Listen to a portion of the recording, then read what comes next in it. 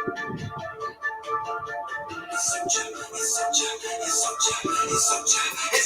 becomes where to go. You need a charter plan. Well, I know Brooklyn Sports Radio can put you on it, fam. So listen now, them bookies want to take you off a man. The chips are down, they talking money, so we talking hands, talking hands, talking hands, talking hands.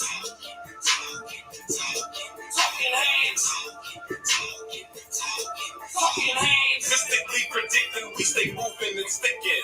A soda and a biscuit with a 3-piece of chicken. You out to get the whole meal. This is Sports with Pub. Sit down, take notes, join the chat to discuss. We'll be talking some hands, throwing bows and kicking feet. Popping jams like El Cucuy, smashing lines like a beat. We might be betting the champ, or taking stabs on the bump. We only got 2 rules: make money, have fun. It's the night before the fight, and we just try and get it right.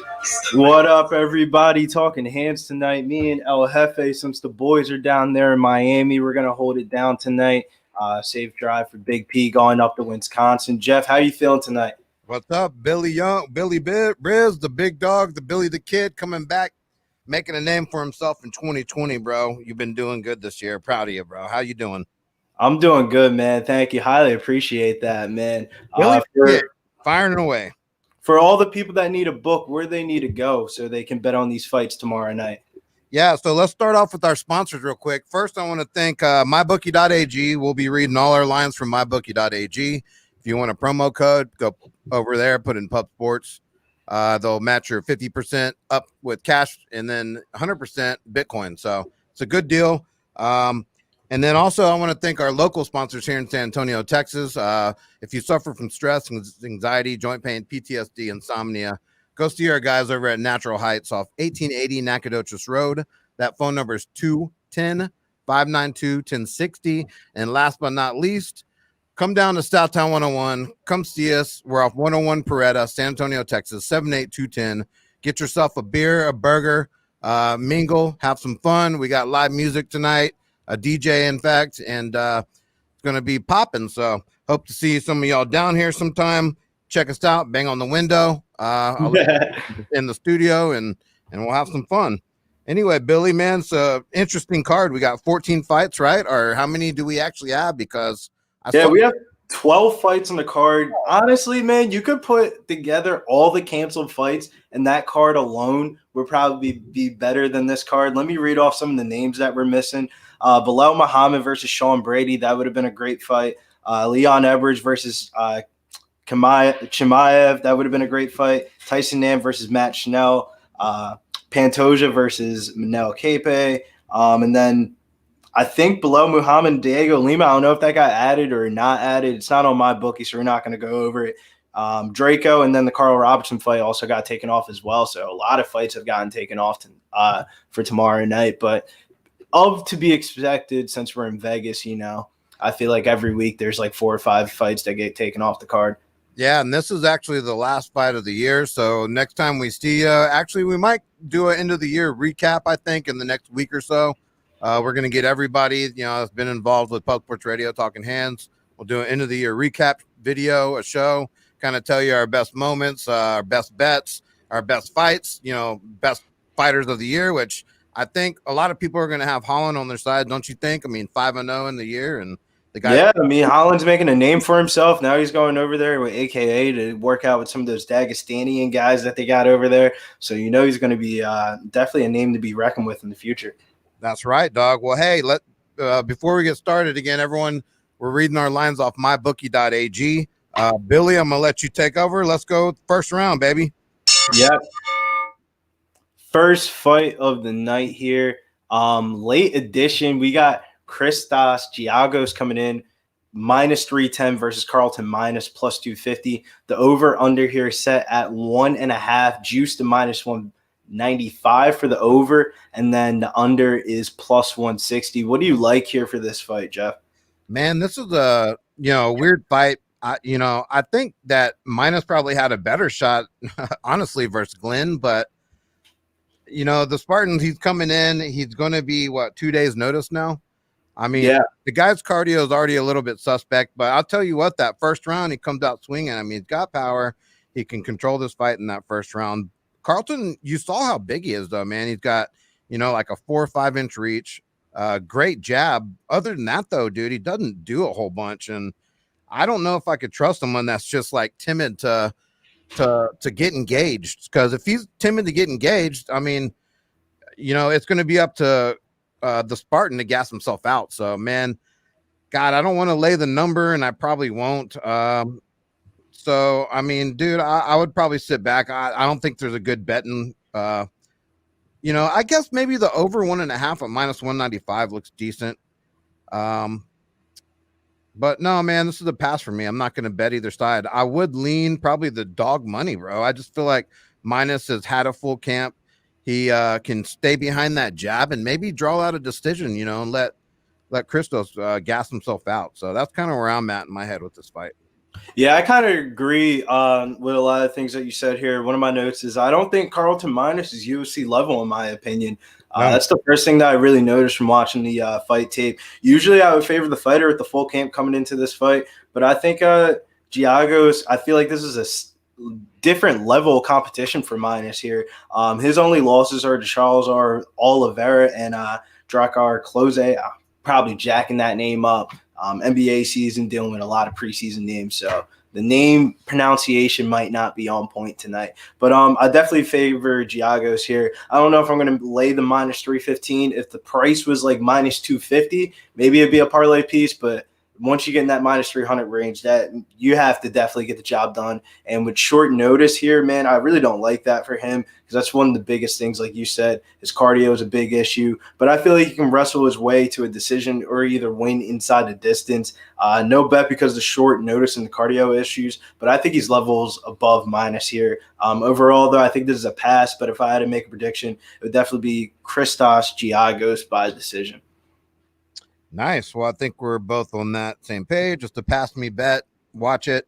I don't like betting on the first fights of the night anyways. I've had a personal trend where I tend to want to start off hot, man, and I fucking lose every time, dude. It's weird, but so I'm not going to go there anymore. But anyways, should be to me, it's like Christian should get out there and Christos and freaking knock the dude out, the Spartan. So yeah, I just don't know if I want to back him in this spot here. But that's the only reason why. And I do think with the guy in better condition can possibly use that length and stay behind the jab. And like I said, draw out some decision. But we'll see, man. I'm not running to the window to bet that at all. But let's move on to the next fight. I think we have Jimmy Flick, Cody Durden. Yeah, Jimmy Flick, -162 favorite. On my bookie, he's -150.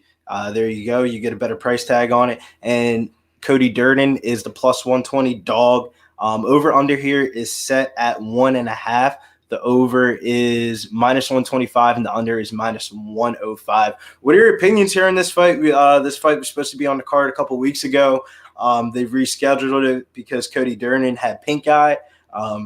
Don't know where he's really at. I'm saying he's wearing sunglasses at weigh-ins today, so you don't know how much that eye has really gotten better. But how do you feel about this fight? I feel like overall this fight is a really good fight to target for those people that play DraftKings and FanDuel. But how's your betting perspective about this fight here? Man, this is going to be kind of where I had it the first fight, although I'm a little disappointed we could have got Durden at better plus money the first time around. But, man, this is truly a tough fight for me to call, only because I know how tough Jimmy Flick is, and we all know his submission is top notch. I mean, excellent. But Cody Durden is tough as nails. I think he's the tougher kid. He hits harder, which is kind of interesting because he does absorb, 4.40 strikes compared to Jimmy Flick's 1.28. And I guess that maybe because Jimmy Flick's so usually heavy grappling, he gets it down to the ground quick, and there goes that. But so, man, it's tough. But the thing that is keeping me off Flick is Durden's a championship wrestler. He's got good takedown defense. I liked what I saw in that Gutierrez fight. I mean, for him to come off short notice and do what he did in that fight and get a draw, I mean, that's pretty awesome. I think he has a little bit more. And, man, with this camp right now, he's training with Pantoja and a whole bunch of black belts. So, man, and he's been, talking a whole bunch about how those guys haven't been able to submit him. He doesn't think Flick's going to be able to. So I don't know, man. I think for me going on this with the plus money on Durden is a decent bet. And I actually like Durden, man. I think he's a good kid. I like Flick too. Louisiana kid, Southern kid. And man, it's a tough fight for me, but I'll just go with my gut. And it's Cody Durden. I think he can, keep it on the feet, stuff some of those takedowns. And I think he can survive maybe a, first round, couple submission attempts that first round, keep it on the feet, and really start teeing up Jimmy Flick. The one thing I don't like about Flick is he's been knocked out 4 times. So yeah, definitely for sure. So I like the way you kind of broke that one down there. I know a lot of people were on Cody Durden that week because there weren't a lot of underdogs that week, but not a lot of people backing him up in this spot here. Overall, I feel like that draw against Chris Gutierrez in his UFC debut really showed me a little something. I feel like Chris Gutierrez, even though he isn't a top 15 guy, I feel like he hovers around that like 30 range. Stylistically, I would favor him over the feet over Jimmy Flick. As you said right there, Jimmy Flick all of his losses have been by knockout, but 13 out of 15 wins have came by via submission here. And I feel like Cody Durden's going to want to take this fight to the ground. Sometimes when you play with fire, you get burnt, and that's my kind of my intuition here is to lean Jimmy Flick by submission. I think if you ran a simulation of this fight, I feel like the most likely outcome would be Jimmy Flick by submission here. I think this is a fight that you really want to target for DraftKings and FanDuel for this weekend. I wish there was a better price tag on Jimmy Flick on this one. I don't think I'm going to go to the betting window and bet it, but one thing I've been looking at for this fight is I feel like this fight, Jimmy Flick is live for a submission at any time, and if you can get some pretty good round props. I'm looking at the round props right now at mybookie.ag. Round 2, Jimmy Flick is plus 500, and round 3, Jimmy Flick is plus 1,000. That kind of caught my eye. You could throw a little sprinkle on that and get paid off pretty well. I feel like Jimmy Flick can definitely get a second round via submission here in this fight. Yeah, I mean, it's scary. I think he can too. That's what's keeping me off this. But man, we'll see, because we'll see how much Cody Durden's really feels about his wrestling and getting out of those stubs, man. So we'll see. But we're on opposite sides there. That's okay. It's bound to happen eventually, and probably some more throughout the night. Yeah, with all these fights on the card, man. But let me shout everybody out to the chat. We got a lot of names in the chat rolling through. We got Johnny Cardone. What's cracking, blood? Johnny Cardone. Shouts for the song, man. We got Bloodthirsty MMA making a brew. That's what I like to hear. Eric Miller's in chat tonight. Who else do we have? Boston Nick, MMA, PSR, MIA Takeover. We got him, Danny, and DFS by the numbers, aka Big Brady, out there getting it in Miami. We got Danny Sejo here. Did you see that Nico Price picture of him and Nick facing off, man? Dude, that was dope, man. Yeah, I know Nick's tall, but everyone's shocked that he's like fucking hovering over all these fighters and shit. Yeah, Nick better watch out for you get punched in the face by Nico Price, man. No, that's one guy in the UFC that I probably would not want to fight. Shouts to Bill Weathers. He said, "Who's together down there? Fat Fist, Danny, and DFS. Yes, they are. What up? What's up, Chris Drubini? I always jack up your last name. And Big Show Picks running those things over there on the Twitch side of things. Dear Slayer, Skay. Hey, I want to shout out real quick too to Mo, man. He's feeling bad. He's got a headache. Preston's out and driving back to Wisconsin. Going to pick up a new car, saying hi to his mom for the holidays. And Pierce, man, no one ever sees Pierce. He's our sound guy, but just coming in here doing what I did today and setting everything up, and takes a lot of fucking work, and it's confusing. And man, shout out to Pierce for that, and Preston and all the guys here at PSR. Jose, I mean, I don't give them enough credit. They make the engines roll, and everyone on PSR, man, thank y'all guys. And in the chat, thank y'all guys. Quick round of applause for everyone. Yes, sir. So, anyway, let's move on. Enough of the sentimental bullshit, right? Let's move on and get some violence here. Yeah, this is a violent fight. Yeah, it looks like we got Tafon versus Jamie Pickett. Yeah, that's what we're calling him, Tafon. I like that name. Yeah, the Don Tafon. What are your thoughts here on this fight here, Geoff? This is taking place at middleweight. Pretty interesting here. Man, the thing is, like, I think Tafon will win. I think he comes out, he throws a lot of strikes. He lands 6.7 strikes per minute, 41% accuracy, but he absorbs a lot of strikes too, man. So that's scary. Pickett, man, he's super freakish athletic wise. He's got the build, he's got a 3-inch reach. He's 3 inches taller. So he's got some attributes, really good. Really good takedown, well, not takedowns. Let's see. Takedown defense? No, poor takedown defense, 16%. The guy just doesn't have enough experience. He doesn't do enough. Tafon comes out there throwing hard, man. So I think Tafon will knock this guy out. The only worry is I do think Jimmy is athletic enough and capable enough of clipping Tafon with, I'm just reading it right now. This is the first time I looked at the stat.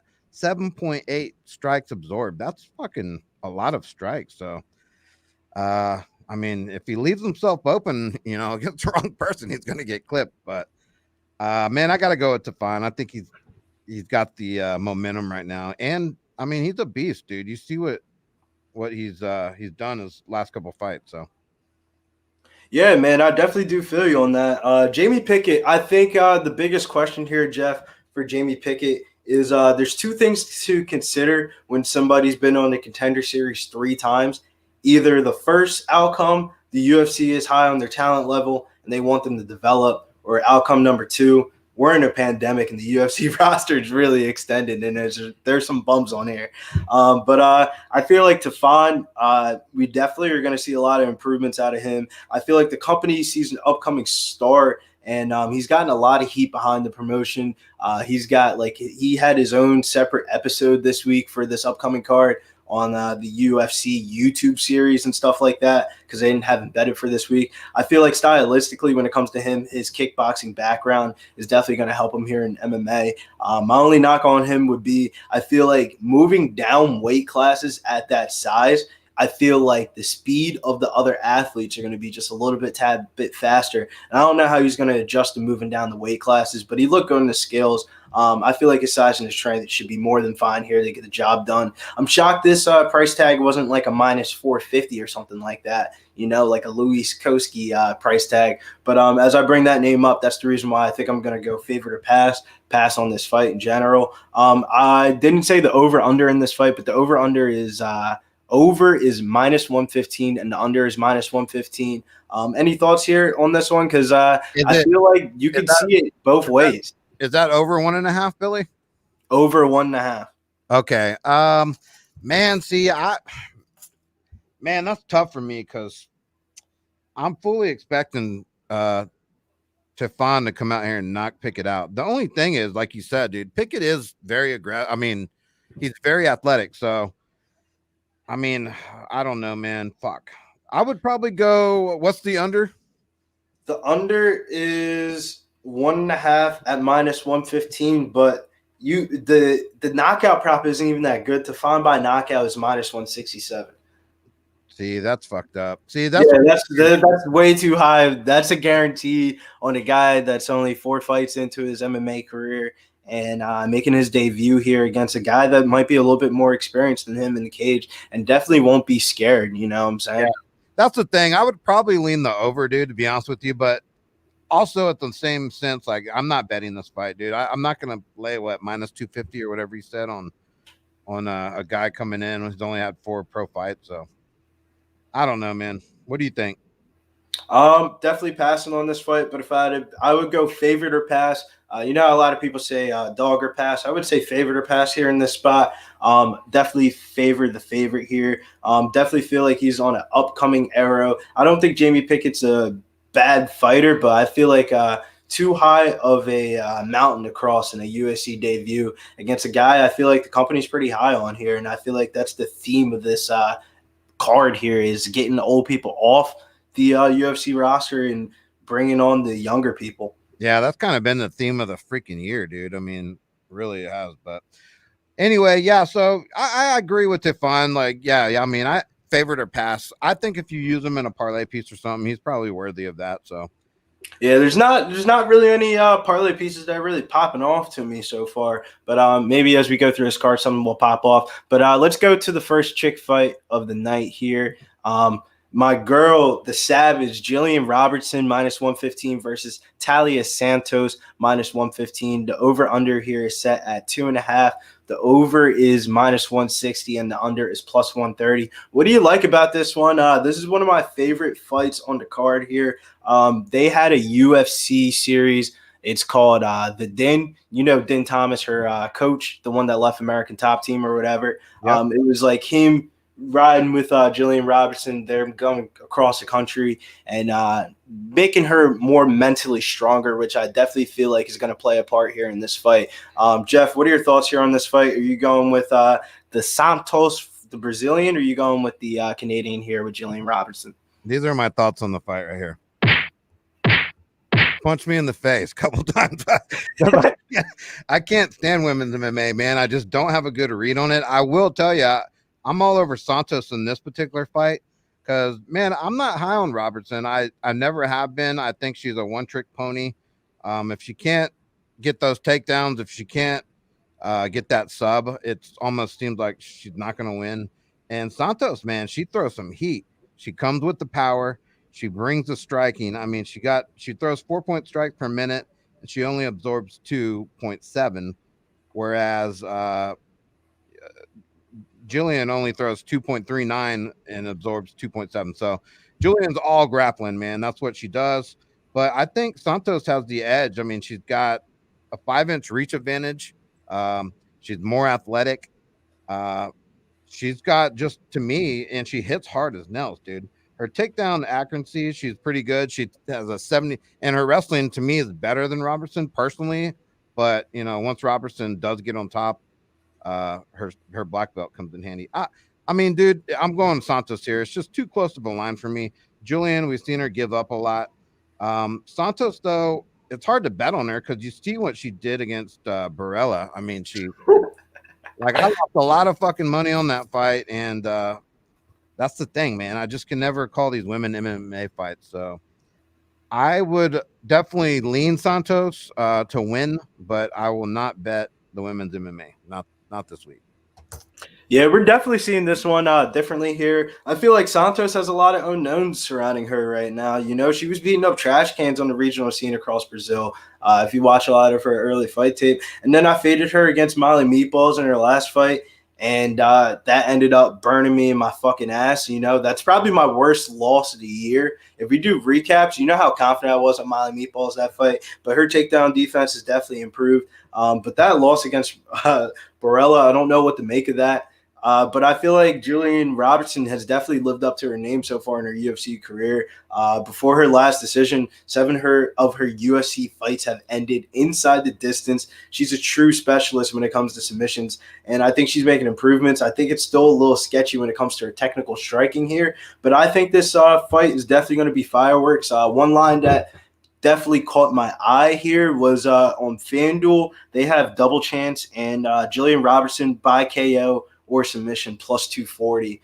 Definitely caught my eye because I think this fight is either going to go two ways. Gillian Robertson's going to lock up submission early, or Santos is going to make this girl tap and make her look like a bitch again or something like that, you know? Because Gillian Robertson is definitely quit before in the cage, and it's, you know, if you've seen it once, it's definitely viable to happen again. But I think Gillian Robertson's making too many improvements here. I like what I see from her of recent. And you know what is another thing that's playing into this fight for me? You know Dana's boy is Din Thomas, her coach, and he's going to be in the corner for this fight. And she left American Top Team to really get invested into her career, and I think it's definitely going to show, and I think she's going to be, I wouldn't say an upcoming star, but she's definitely going to be on the rise here. I definitely would have liked the Andrea Lee fight better for her for this fight, but I think she can get the job done against Santos. I'm probably going to play that plus 240 line after we get off and lock that in. Thoughts on that, Geoff?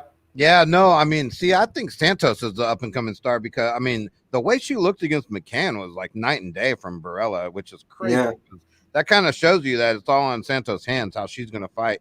But one thing that's kind of interesting is she's got 77% takedown accuracy, whereas Robertson is 0% takedown defense, so that means she's okay being on her back. And that's okay and all, but I mean, when you got someone that can wrestle, I mean, you don't want to necessarily be on your back just trying to throw up subs. So I think a lot leans to Santos as well with the reach, the power that she brings to the table, and her volume. So interesting fight, man. But yeah, I'm on Santos here. I lean Santos to win. Do you think this fight goes over or under this 2.5? Out of the chick fights, I definitely feel like this is the one that would go under here. Are you enticed enough to bet it? I believe the under does come in. I think Santos hurts Robertson and she kind of curls up and TKOs. Yeah, no distance here on this fight is lined at plus 110, and under 2.5 you can get at plus 130. Definitely some interesting lines for this fight. I feel like this is a sneaky fight that's going to go under own on DraftKings and FanDuel, and I might get some sides of both here. But let's go to this upcoming fight here because I think this one will be a little bit more interesting to talk about. Yeah, so the next fight, catch weight. Deron Winn versus Antonio Arroyo. What lines you got on this sucker, bro? The line on this fight is minus 165, Antonio Arroyo, and Deron Winn, aka Mini DC, plus 135. Over under set at 1.5. The over is minus 130 and the under is plus 100. What are your thoughts and opinions on this fight? Definitely one of the more interesting fights on this card with it being at catchweight. Yeah, dude, I'm all over Antonio right here, man. I don't even think Antonio is that great, but I mean, just look at the fucking on the scale today. Did you see the difference in size? I mean, it's like, it doesn't even seem like Deron should be in the weight class. He can't even make the weight. I mean, he's in like a weird situation here, but dude, look at his last loss to Mearshart. I mean, that's pretty low, if you ask me. And this kind of fits in perfect because Deron Winn doesn't know how to move his head. He keeps it straight on the line. And dude, if Antonio gets this guy in like a Thai plum and just starts fucking clinching up and kneeing the shit out of this guy and kneeing his head, kneeing his gut, his body, I could see Winn going down pretty quick and this being a pretty easy fight. A few things that also stand out to me is Winn's takedown defense is pretty bad. And you know, Arroyo is just a better striker, period. I mean, I don't know, dude. I'm all over Antonio here. I don't see a out for Winn. In fact, I think this might be his cut fight. Like if he doesn't win this, he's getting honestly, I definitely do agree with that one, Jeff. We got a dono though. Shouts to Just My 2 Cents. Thanks for my support, and shouts to everybody out there in chat. MMA Locker Room. I kind of like this one here. He says Tafon second round finish plus 400. But let me get down to the breakdown of this fight here. Like you said right there, man, I definitely feel like this if Winn gets a loss here, he might be getting his writing papers. Why this fight at catchweight? This fight kind of doesn't really make sense the way they lined up. Antonio Arroyo is such the bigger fighter. I was on him, remember a couple of weeks ago when he was supposed to fight Eric Anders? Yeah. And everybody was on him. Arroyo was one of my bets on that one. Definitely going to be betting him here. A couple lines that I like. I'm not even going to really break down this fight. I think the lines in this fight are more interesting here. I feel like plus 450 for Antonio Arroyo by KO, TKO, or DQ is a pretty nice line there, Jeff. I love that line, Billy, and let me tell you why. Because Deron Winn's fucking strikes absorbed is almost 6 strikes absorbed per minute. That's fucking insane, dude. You can't last long in the UFC when you're absorbing that many strikes, dude. I mean, especially for what his offense is, it's not that good. So yeah, I agree with that 100%, and I would take a stab on that because, man, I think that's how it gets done here. I think Arroyo does knock this dude out. Yeah, even on FanDuel, FanDuel, I always bring them up because they have the double chance section. They have Antonio Arroyo by KO or by decision plus 190. Definitely enticing. Definitely probably be playing those two bets. Antonio Arroyo, I wouldn't say he's a parlay piece, but I think the props out there for Antonio Arroyo is definitely worth enough for like a half unit up to a unit. Earlier this week was plus 650 by KO. So money's definitely been coming in on it. So the sharps definitely know what's up. So I'm definitely going to be sprinkling just a little half unit on that plus 450 prop and definitely get paid off. I just don't get that line. If I feel like a lot of these props are kind of like juiced, and that's the one that isn't really. If Antonio Arroyo was around like minus 125, I would probably bet him singly, but around that minus 167, minus 170 range, a little bit too much juice for me to pay. So I'll probably chase a couple props. Yeah, no, I like that. I like that prop a lot, man. And it might be the first bet that we agree on as far as betting. So we might have to cash that shit, baby. Oh man, that is hilarious. Man, then we go into the next fight here. Another stinker here. I'm not really too excited for this one.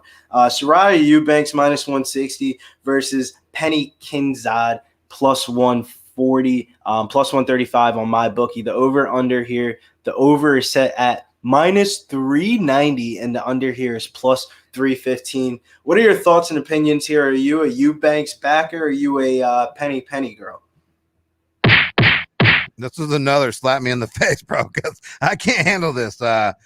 This fight it could go either one or two ways, right? It's Pannie, puts on her boxing performance of her lifetime and busts Eubanks up, or Eubanks gets her on the ground and either slow plays the wrestling game or goes for that sub, because Eubanks is a true black belt.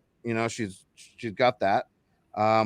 And I think she's just the better fighter overall, man. I really do. I feel like she's, this is a good test for Pannie. We'll see where she's at, but Eubanks is never going to be really a contender. I don't want to call her a gatekeeper because I think she has a little bit of a ceiling to get a little better. But I mean, let's see. Pannie's takedown defense is 92%, whereas Eubanks is 61. 92% is pretty good. I mean, if Pannie can keep this fight on the feet, I think her boxing wins her the decision.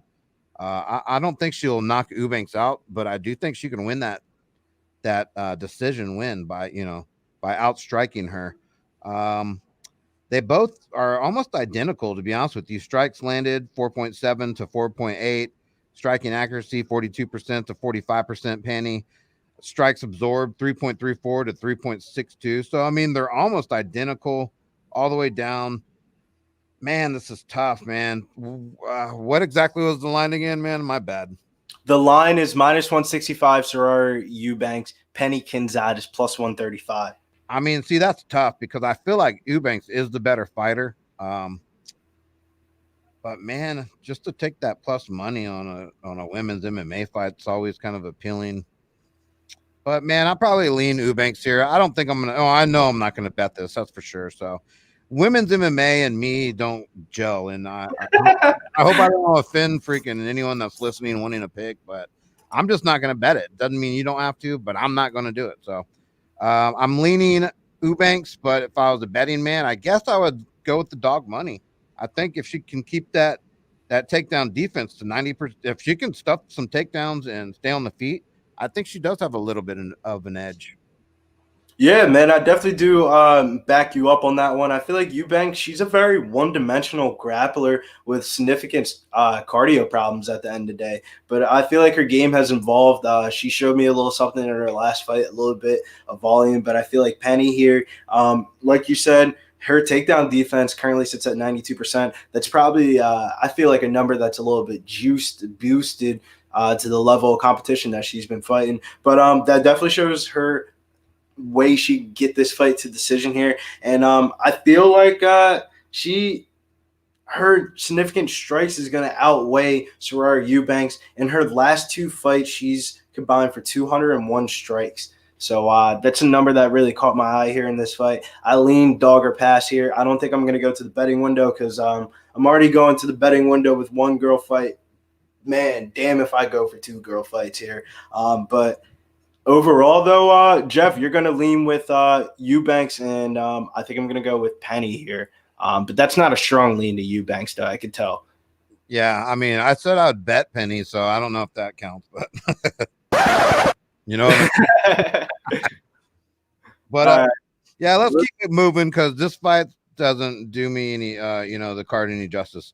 Yeah, that fight could easily be skipped over and nobody would remember it was even on the card. Exactly. That's for catch me outside. How about that? That's right. That kind of shit. You know what I mean? I'd rather see a cat fight than the fucking Eubanks. But let's move on. We got Anthony Pettis, Showtime, coming in versus Alex the Great White Morono. What you got, Billy boy?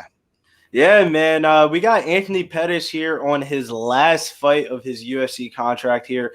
He's the -220 favorite, stepping down in the level of competition here. Alex Morono, who we just saw of recent, +180. The over-under here is set at over -200, and the under is 1.5 at, under 2.5 at +160 here. What are your thoughts and opinions here on this fight? You tell me this fight 2 years ago, man, I would have a whole different opinion to it. But shouts to UFC Shark. Happy holiday, mofos. I know you got a kid coming on the way, so let's make you some money here this weekend before we go on to the new year. Geoff, what are your thoughts here on this fight? I know you're a OG to the fight game, so how do you feel about seeing Showtime Pettis here against Alex Morono?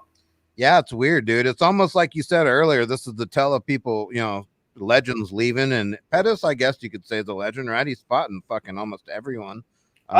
He's a legend because I feel like he's a recognizable name.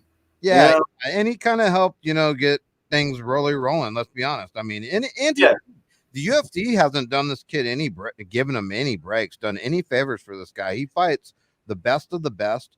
And in all honesty, this is probably the weakest guy he's ever fought in the UFC. Wide margin. And it's crazy because it's such a step down. But I do think this is Pettis' way out. He's going to win this fight. I did read this is his last fight on the contract. He'll be gone. He'll go join his brother over in Bellator. And that's where he belongs, man. Because let's be honest. I just don't think he's ever going to get a chance at the gold again. But I do think he can win this fight. I think he's just a different class, bro. I really do. I think he's in a different class, different fighter, although we've seen him as of late kind of slow down big time. But, man, Morono is a tough kid, too. He throws a lot of volume. He lands 5.3 strikes per minute. He only absorbs 3.7, and his accuracy is 43%. He's a true black belt, but we never see him use that ever. In fact, last stream, I bet on him pretty heavy. And everyone was kind of joking, we'll see if this kid gets a takedown. Apparently, he never gets takedowns. That was like his first takedown ever, wasn't it, Alex? Yeah. That was definitely the thing about that fight against him and Reese McKee. Definitely read that one wrong. And that's the thing, bro, is Alex Morono, like, he doesn't want to use his black belt. He wants to fucking bang. He's a banger. He's going to go in there and throw hands. It's a perfect fight for Pettis to come in here, showcase his hands, because he is a good fighter, man. And just off pedigree and the opponents he's fought in, dude, I got to go with Pettis. In fact, this might be easy money of the night because I'm telling you, it just seems like it's like destined. Pettis going off to Bellator, winning this last fight, showcasing Alex Morono, which, man, it's hard to put Morono out, though, because this is a big fight for him in his career. If he wins this fight, that would be probably the biggest name he's won, too. So, dude, I'm all over Pettis here, dude. In fact, I think this is a good bet. I would lay a good chunk, I think, on Pettis to win this fight. Would you lay the -230 here? I do, man. You know me, I'm not afraid of juice, bro. I'm not afraid of juice. So yeah, man. I don't know, man. Jeff, it's a step down, bro. It's such a step down. How can I just don't see it happening? Yeah, I definitely feel there's not really a lot of fairy tales in UFC, but I definitely feel like this is one that has the writing on the walls. But like Pettis' negative striking differential, doesn't really shoot for takedowns, and historically is like a defensive wrestler. So I don't know if Morono has the skills to get Pettis on out of here. But I like what he showed me last fight against Reese McKee. 2 years ago, if this fight was even fucking line, Anthony Pettis would probably be the biggest favorite on the card. So I definitely see what you're saying about laying the chalk on it because it's worthy. We're only 2 years later, but we're in the year 2020 now. So I don't know how I feel about this fight. Overall, it's a weird matchup. I can't get a good read on it. One of the biggest passes on the board for me, but I would lean Anthony Pettis. I don't think I can go to the betting window or use him as a parlay piece. I'm a big parlay guy and like to have different anchors, but there's some fights. There's 14 fights on this card, and I think there's some better spots and better props. If you do like Anthony Pettis, though, let me look up Anthony Pettis by decision here. And I like Morono. Don't get me wrong. He marches forward against Reese McKee. We saw what he did, but Reese McKee was fucked up. You thought he would have been able to finish him, but I don't think he has that power in his hands. He's not going to knock anyone out. I don't think it's going to be like a Nate Diaz type fucking stoppage or anything like that, and I don't think he's got the kind of forward pressure presence that Nate Diaz did against Pettis, where he kind of just backed him up against the cage.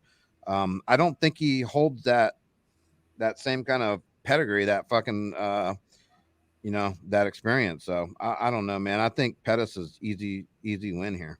Pettis, would you take Pettis by decision at plus 130, or are you leaning more Pettis by KO plus 325? He gets that Showtime Pettis knockout.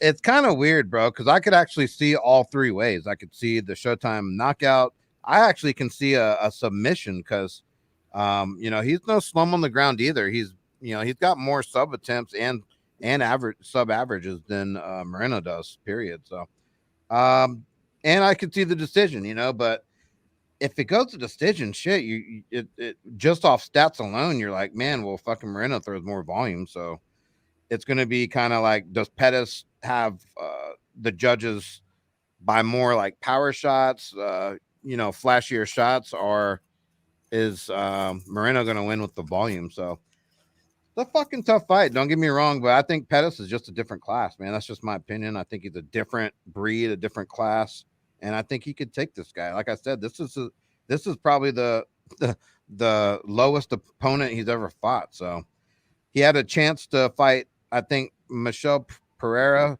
and he chose Morono. So I think he knows what he's doing. This is his last fight. He's going to go out on a win and go over to Bellator, riding out. Yeah, the thing with the props is I just don't know. It could be a decision, a knockout, a sub. I don't know. Yeah, man, I definitely do feel you on that one. Overall, I feel like I lean to Pettis if I had to make a prediction, but I'm not as confident on Pettis as you. I would probably say dog or pass at the betting window. But I think this next fight here, the two heavyweights, I feel like there's two ways people have been looking at this fight here. I'm interested to see which way you're looking at it. The next fight here on the card is Greg Hardy, minus 125 favorite versus Marcin Tybura, minus 105. The over-under is 2.5. The over is plus 115. The under is minus 145. How are you feeling on this one? Are you a Greg Hardy guy or are you not a Greg Hardy guy? Whenever we talk about Greg Hardy, Bad boys, what you gonna do? What you gonna do when they come for when I think about Greg Hardy, man, it's weird because I'm not a Greg Hardy fan, but I do in the UFC. I think he's a great prospect, dude. I think he's got a lot of potential, a ton of upside. He's a gifted athlete. He's huge. And he's learning quick. I mean, technically the kid could be 8-1, I think, right? Like he knocked the one kid out and got called for a knee to the head, and then he took the inhaler. But yeah, I know exactly what you're talking about. He would have lost. He would have lost that anyway. So I think that was Volkan. Yeah, I think that was the short notice one that he had. Yeah, short notice. That's it. But dude, I've bet on Tybura all the fucking time. Luckily, he's been on a 3-fight win streak. He's Polish. My Polish blood. I have to back my guy, but not here, dude. I'm not doing it here. I don't think Tybura is good. I mean, we saw what he did versus Ben Rothwell. Like, who gives a fuck? Ben Rothwell sucks. He's an old, fat, slow man, and if you can't have his steroids, he sucks, dude, period.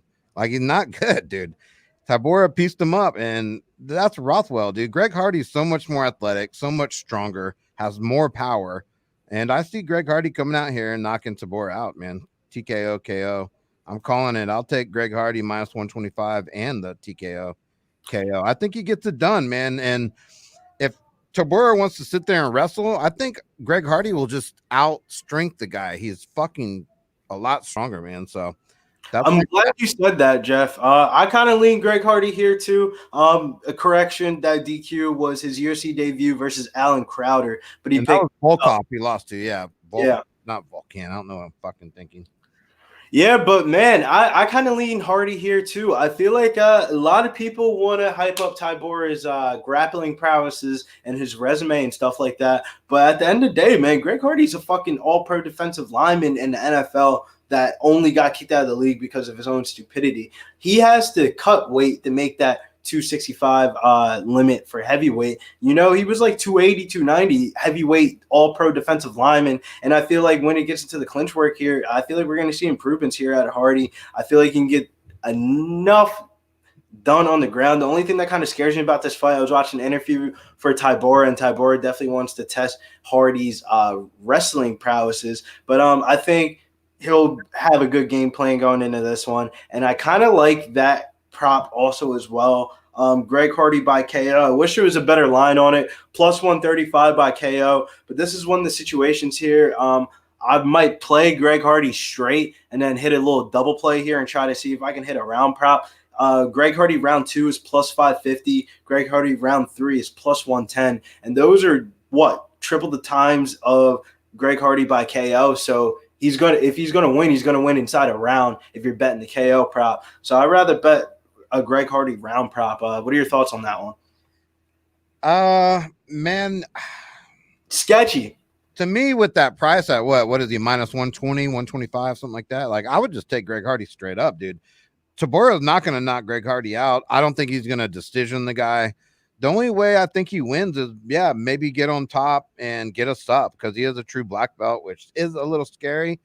But I mean, if you can just out fucking strength somebody, you can maneuver yourself out a lot of subs. Greg Hardy's been working over there at American Top Team. You know, he's working with the wrestling and the the jiu-jitsu and the grappling. So he's in his sophomore year, as he said his last interview a couple of months back when we saw him last fight. But I kind of like the comments for this fight.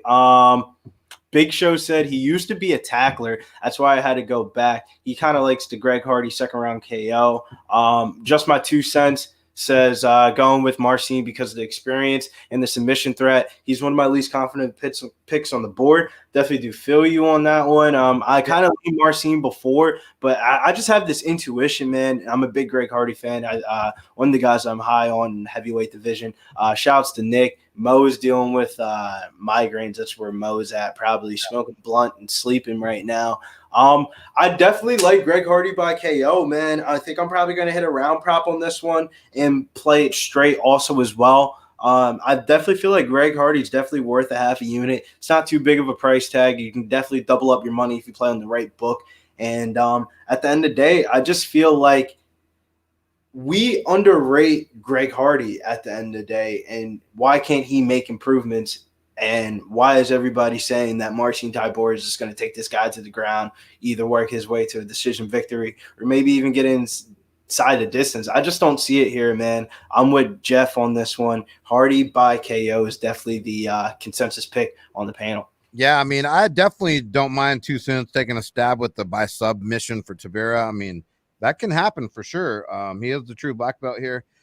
But I look at his last 3 wins, Spivak, Grisham, and then Rothwell. Like, I think Greg Hardy's better than all 3 of those guys, period. Right?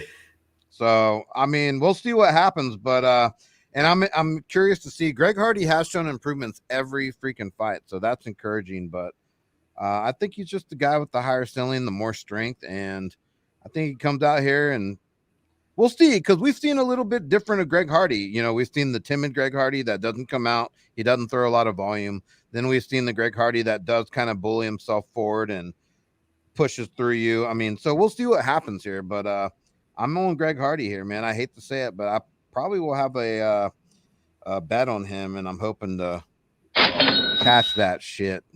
Yeah, Hardy's definitely going to make my board. I don't know how much of a unit size I'm going to put on Greg Hardy, but we'll figure it out after the show, after I kind of lay out my plans for this card, since so many fights have gotten taken off and been added. But let's go over to this next fight on the card as we're moving along here. We got Marlon Magic Moraes. I can't even say his last name. I'm sorry, man. Versus Rob Font. Marlon Magic is minus 160. Rob Font is plus 130. The over is 2.5. Over is minus 120. The under is minus 110 here. What are you liking for this fight? This is a fight that really caught my interest here. Maybe Henry Cejudo was onto something here about Marlon Magic Moraes. Yeah, I know, because what he says he gives up a lot, but still, you say that, but Marlon's still got the better pedigree. He's fought in the better guys, and Rob Font is still green, man, and he's kind of just a one-trick pony too. He's a boxer. Like, I don't think he's that good, man. People overrate this guy way too fucking much, and unless I'm crazy and he comes out here and just blasts Marlon Moraes, I don't see how he has much of an edge, besides maybe in the boxing department he throws more volume. But, if you're throwing more volume, you're more susceptible to counter shots too, which is what Marlon Moraes likes to do. He likes to, throw a little. What he does is he kind of fights in like spurts. Like he'll pressure you, put it on you, then he backs up, and he pressures you and puts it on you. The thing about Marlon is his consistency, man. He's just not consistent enough to like go run and put a ton of money on. You never know what the fuck you're getting with that dude. Seriously. But I think he's leaps and bounds better than Rob Font. That's my opinion. I think he's got more power. I think he freaking, he's jiu-jitsu, in the wrestling. He has big advantages in those departments. Rob Font's got speed and he throws a lot of volume, but he has been knocked out. I mean, and he got knocked out by, who was it?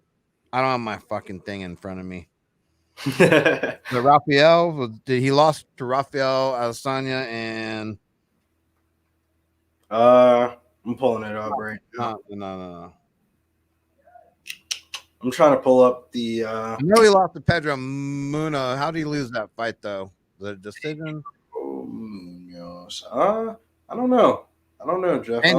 Anyway, yeah, I guess it's irrelevant to what I'm about to say, but I know people are high on Font. I don't blame you for that because Marlon's such a flake. But dude, I think Marlon wins this fight, man. I think he's just better, man. I just think he's better. He's fought in the better competition. He's got the better wins. I mean, he just fucking lost to Sandhagen. Sandhagen's one of the best in the world. So, man, I'm on Marlon in this fight, man. I'm not a big Rob Font fan. I don't think he's that great, man. I don't. Yeah, I got a different opinion on this fight. Before I shit on Marlon Moraes, I do feel like he's an explosive counter striker and has one of the best leg kicks in the division. I think he gets a sub. I'm gonna call it, dude. I think Marlon Moraes my sub. I think Rob Font here, like you said, the volume, he has the reach advantage here, and I feel like the volume and the reach advantage, those are two things going in his favor, and that's the reason why I'm going to pick him here. Good volume with 5.1 strikes landed per minute and 5 finishes in the UFC so far.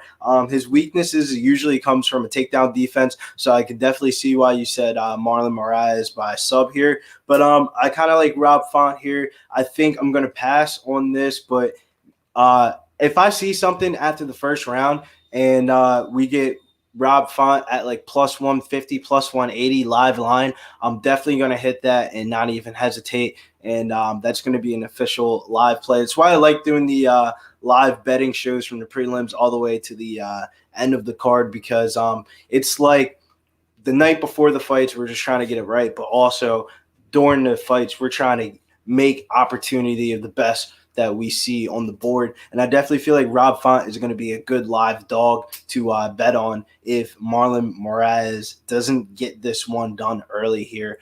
Chat, what do you guys think about this one? Yeah, I think Marlon can chop at Rob Font's legs. Rob Font doesn't like that. He, starts getting a little desperate. Marlon can either clip him with the counter or take his ass down. So But you're right. I'm not fucking betting on Marlon Moraes. I'm just not gonna fucking do it. You can't trust the guy, period, man. So as much as I'm not a Rob Font fan, I'm not gonna bet this fight. I'm gonna sit back, watch it.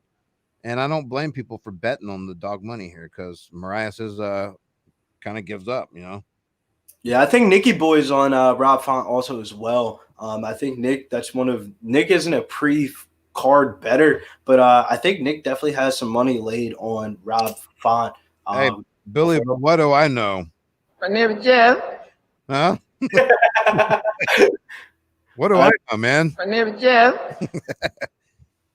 All right. Well, fuck it. So we're on opposite sides again. Interesting.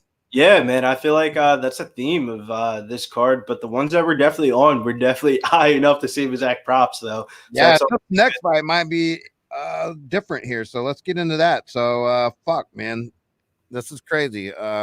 We got Khaos Williams coming in versus Michel Pereira. Yeah, this is a good fight here. Michel Pereira is the -125 favorite, and Khaos Williams has moved up to a -110. Basically a pick 'em here. The over-under here is set at 1.5. The over is -125. The under is -105. I think this is a fight, before we get into the breakdown, you need this in DraftKings and FanDuel this weekend. You need a side. Pick a side.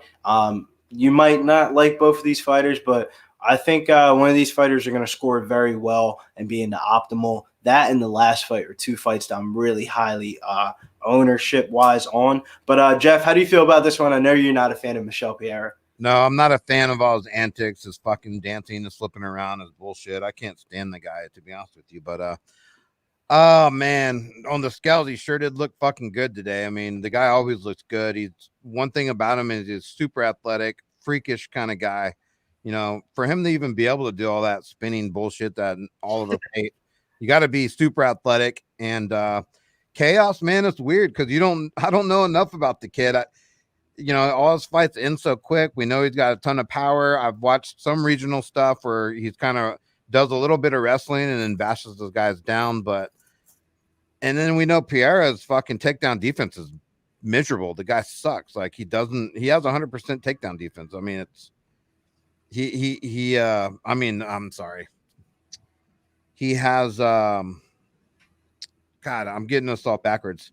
His takedown average. He doesn't take anyone down. That's what I meant. He doesn't take anyone down. He wants to keep it on the feet. But one thing interesting I did notice, he doesn't take a lot of strikes. He doesn't take a lot of damage in any of his fights. He has a way of getting in and out, staying out of range, making it hard for these guys to really hit him, man. So that's interesting. Because if he does that with Khaos, I'm kind of wondering what Khaos does. Is he going to go chasing for a knockout? Or is he going to try to start getting some takedowns here? And I don't think in the UFC he has even attempted a takedown, has he? Dude, I mean, his fights haven't gone over 30 seconds yet. Yeah, exactly. So it's a fucking tricky fight to call, man. And I'll be honest, I hate the fucking side with this fuck because I don't like the dude, but I think Pereira can pull this out just off experience. He has gotten better. It seems like he's taking things a little bit more seriously. Another interesting stat is Khaos Williams does have a fucking 5-inch reach. So that's a little weird. But, there's so many question marks for me with Khaos Williams. I don't know if I could take him here. For dog money, I guess you can, right? Fuck. Man. The thing. It's different. Bets on this card was 2 weeks ago. I locked up Khaos Williams at +120. Overall, though, this fight's kind of weird. I feel like this is an overreaction market price with the money coming in on Khaos Williams. I wouldn't back him confidently here. He was just more of a dog that I was eyeing up on this card. But I just don't feel like he's a -10 favorite. I feel like Michel Pereira is probably the better mixed martial artist, but I feel like Khaos Williams is definitely going to shut some people up this tomorrow night and knock this guy the fuck out, man. And right. Just the way I kind of have a feeling about it.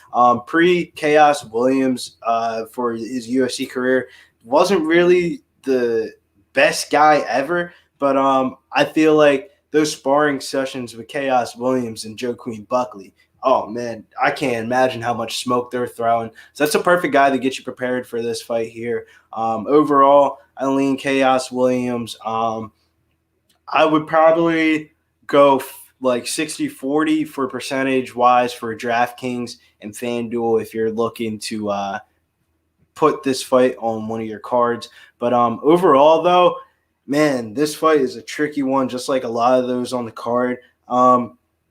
I see a lot of people betting Michel Pereira, but I don't think I'm going to be one of those guys. No hedge bet for me on this one. Khaos Williams plus 120 is where I'm going to lock it up. If you missed out on that line already, I wouldn't bet him at minus 110. But how about you, Geoff? You going to the betting window with any tickets with this one? And I don't think so, because the thing that does scare me about Michel is, he can't put away guys like Conley and fucking Diego Sanchez. I know Diego Sanchez was pretty much done. That was kind of a fluke kind of deal, but Conley, you should have been able to put away. Even the last fight, it took him forever to fucking put away that dude. And I don't know, man.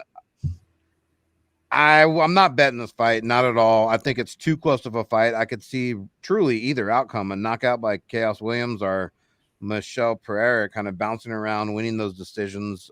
I don't think he knocked Khaos Williams out, so I'm interesting to see what happens here, man. I'm more curious about what's going to happen than I am betting this fight, to be honest with you. I think this is the fan fight of the night. Yeah. Like the one that the fans are most interested to see. I feel like fans are all fucking. I feel like fans are fucking all goo goo gaga over fucking Cheeto Vera, dude. I really do. I feel like everyone's sucking this guy's dick, like they think he's some fucking god or something, man. God. All right, let's get into that fight real quick then. Yeah, because that's next, and that just irritates me. The guy, I know he's had a great comeback story. Gets over here, comes from nothing. He works his fucking ass off, and he deserves all the credit in the world. But still doesn't mean he's that fucking good, dude. Yeah, man. We got Jose Aldo here versus Marlon Vera. We're gonna move on to the next fight because that fight I think is just better to watch than even talk about because there's a lot of unknowns on both sides. Jose Aldo is a minus 150 favorite versus Marlon Vera, who's the plus 120. Over under here is set at 1.5. The over is minus 200 and the under is plus 160. Last time we seen Aldo come out, we saw him get absolutely demolished in the 5th round against Pereira. Hopefully I got that name right. And Marlon Vera, last time we seen him, he made a fool out of Sugar Sean O'Malley. Sugar Sean O'Malley was looking like sweet sugar and went to powder and dust out the cage that night. How do you feel? What's your opinions on this fight? It's a weird fight to talk about, man, because you give me – this is another one of those fights. You give me this fight a year ago or 2 years ago, Jose Aldo minus 150. That's a freaking max bet. But, we're in the year 2020 and things are looking a little bit different in the bantamweight division here. Yeah, I mean, Aldo definitely hasn't had the greatest run at 135, although he's facing the top-notch dudes in the whole fucking in the world. So, man, it's another thing. It's as simple as pedigree to me. I know Jose Aldo's older. He's got a shit ton more experience, the pedigree, the resume. Don't think the guy that still doesn't kick hard to the body. Don't think his kicks still don't hurt. Don't think his boxing hasn't gotten better. He is a good grappler, a better wrestler here. His takedown defense is 90%. Takedown accuracy is 61%.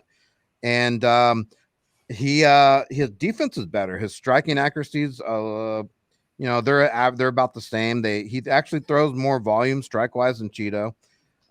He takes less strikes absorbed. So those are some little numbers that you can't deny. Not to mention, just look at Cheeto's fucking competition compared to all of Aldo's career. I mean, it's just night and day.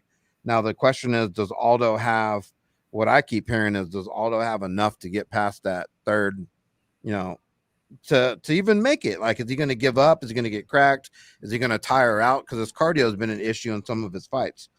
And we all know Marlon Cheeto. He's fucking, Cheeto is tough as shit, man. Probably one of the toughest guys I've seen in a long time. The guy absorbs 4 strikes per minute, and he just keeps moving forward. He doesn't get phased. I mean, it's weird as hell, and he has great, low calf kicks, strong low calf kicks. decent striking. He's not great by any means at the striking department. And one thing that really bothers me about Vera is he leaves his fucking body open all the time.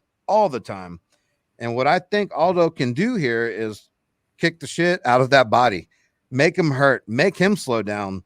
Because I think he's gonna, go after Chito Vera's body here and really try to make him slow down.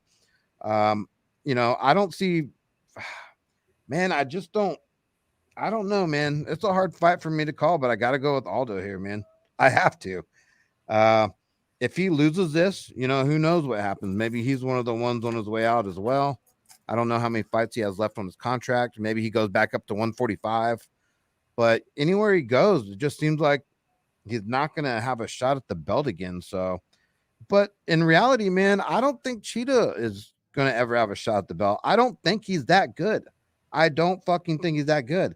It doesn't impress me that you are indestructible. Like, it doesn't impress me you take a million fucking shots in and you keep moving forward. That's eventually going to catch up to the guy in the longevity of his career. So, and I know the guy's improving, man. I don't want to take anything away from him, but I got to go Aldo here, dude. I think he's just better. See, prime Aldo here in this spot. I feel like I would back him with a max bet. And I see a lot of people max betting here, Aldo, or really confident here in Aldo. But overall, man, I'm going to lean more to the Cheeto side, not even because of the Sugar Sean O'Malley fight. I'm a big Cheeto backer. The last two fights I had to fade him because it was Son Yadong and O'Malley. But fool me once, fool me twice. But damn, fool me three times. I must be stupid. I'm not going to fade Marlon Vera here. I feel like we can even get a better live line on Marlon here. I feel like round 2 is going to be the biggest round that really separates the uncertainty in this fight. Because round 1, I'm going Aldo all day. Aldo is going to look fresh as hell. If he can compete with Peter Yan competitive early in that fight, definitely going to be competitive early against Vera. But I think Vera in round 3, later on in the fight, I think his gas tank is definitely there and definitely going to outpace Jose Aldo here. Will that pace catch up to Jose Aldo? Because he's been taking a lot of significant strikes his last couple of fights. He took over 200 significant strikes in that fight island card in that was July, right? Yeah. Yeah, I mean, overall, man, for him, this is theoretically a semi-quick turnaround. I kind of lean the dog here, the younger fighter going up in the Arrow here, Marlon Cheeto Vera. I'll probably take a live line after round 1 because I think it's a guarantee that Jose Aldo is going to win round 1. And he's going to be like a -200 favorite after round 1. You're going to get better plus money on Marlon Vera. And I think that's the time to take the shot there. Yeah, I mean, I don't blame anyone for taking that shot. Cheeto's been on a roll. The guy's tough as nails. He keeps pushing forward. We saw what he did with his fight versus Uel.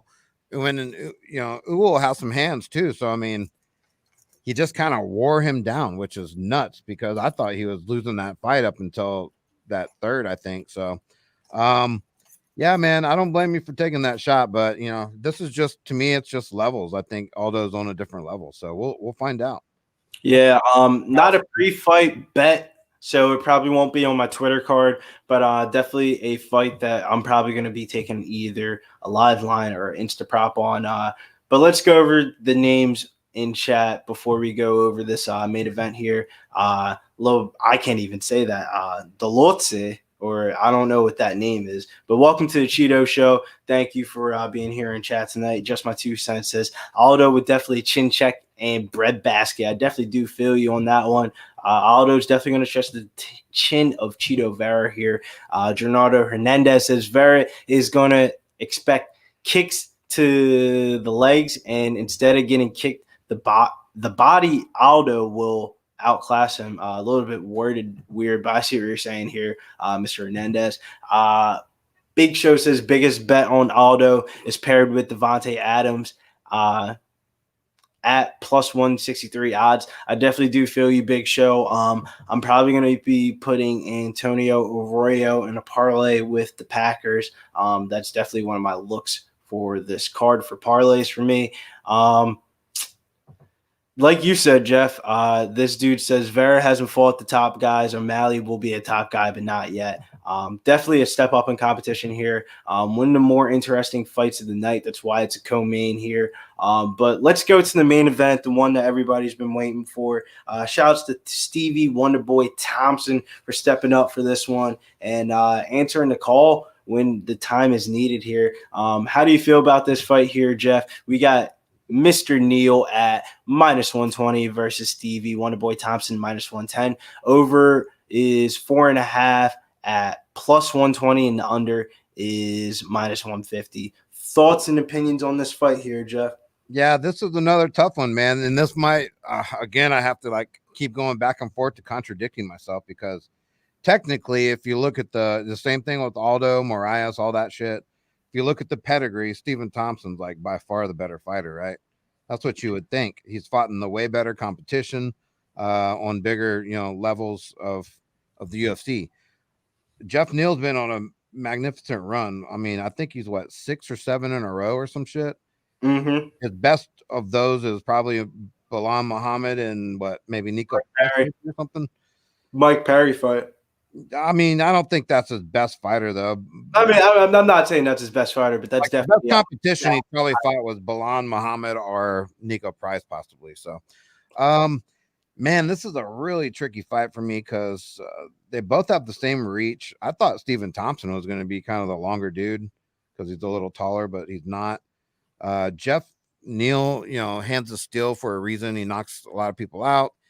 Got great striking. His accuracy is fantastic. A little bit higher than Wonderboy's. Wonderboy comes in at 44% striking accuracy.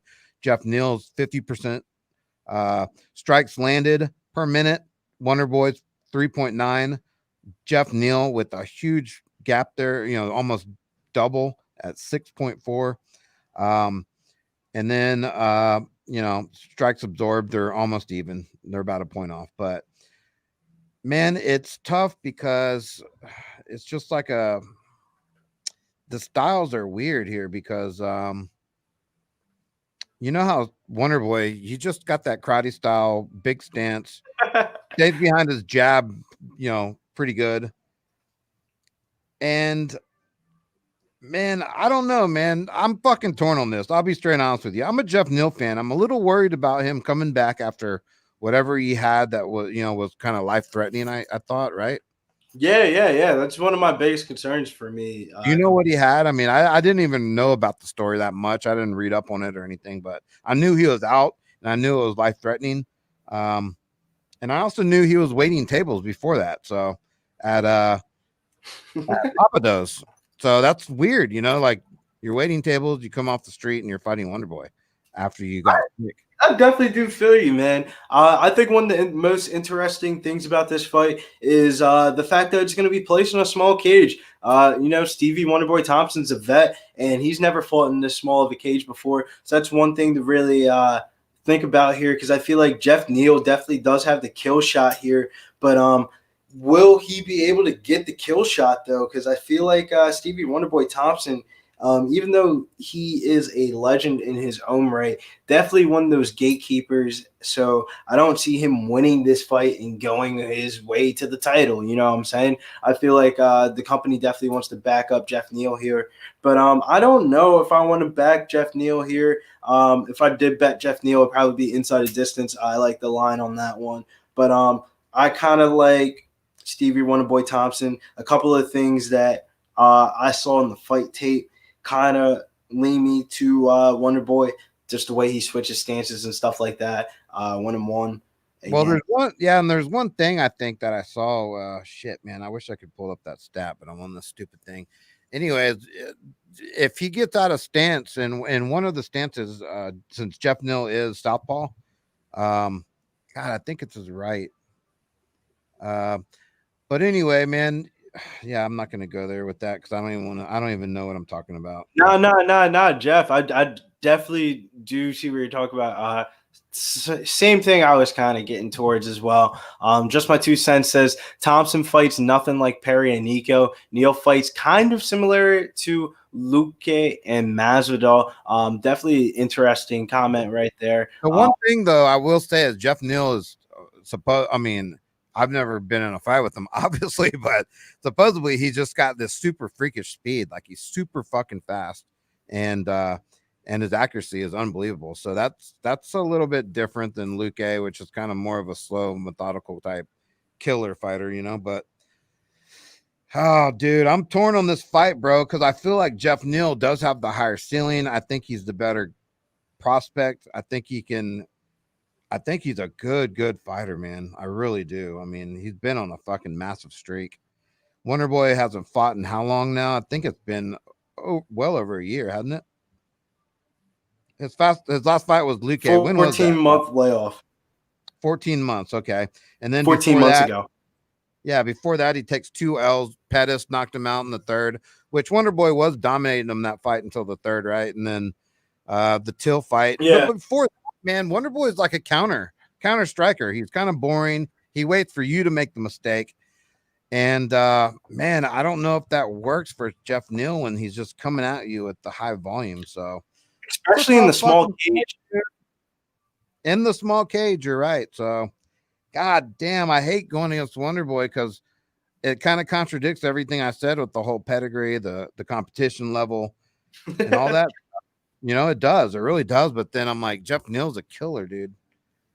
Oh, man. That's kind of how I feel. I can't go against Wonder Boy here in this spot. Cardone says we're ready if you want to bring us in, Geoff. So whatever that is about, that is on you, Slaughter. But let's go back to this fight here. Man, I don't know what to put on this fight. I think I'm just gonna pass and see how the night goes. But man, hey Billy, do you know how to drop a link for Cardone and them? Sounds like you want to get in. Yep, I can send him a StreamYard link. Anything. Maybe they'll have some guidance here because honestly, man, I'm leaning Geoff Neal for the plus money here, right? What is it at again, Billy? I'm sorry, dude.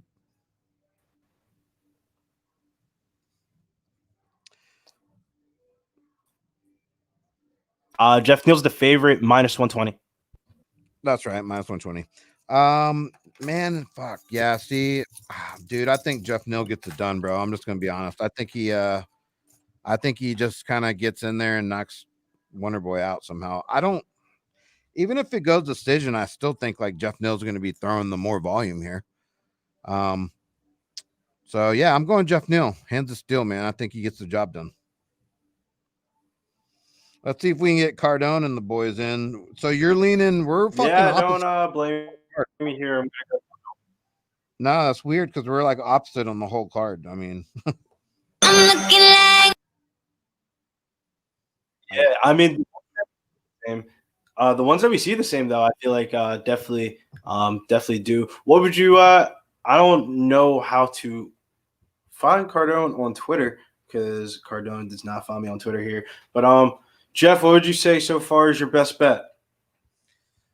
Man, I honestly fucking looking back, I honestly like.